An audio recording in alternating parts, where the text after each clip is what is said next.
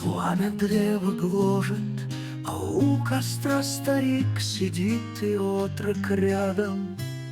Старик вот веточку в костер положит, и искры ввысь вздымаются, их отрок провожает взглядом.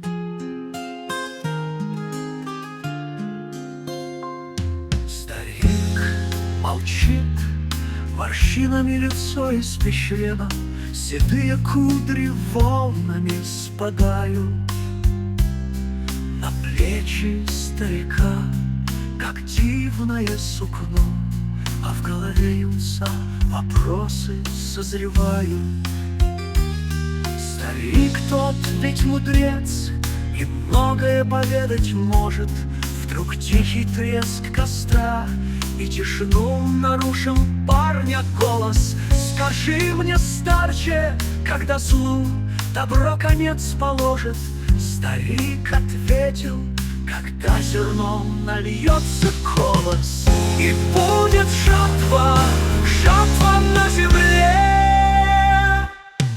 Юнец вдруг в недоумении замолчал, такого вот ответа впрямь не ожидал.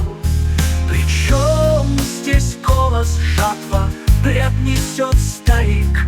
Подумал про себя юнец и головой поник. Старик взглянул на парня, улыбнулся, достал сумный хлеб свет и парню протянул, слегка нагнулся и молвил: «Ангелы-жнецы, весь мир, как поле, колосится», — сказал и положил хлебцы юнцу в ладонь. «Одним дано зерном в амбаре очутиться, другие, как плевела сорняк, сожжен огонь».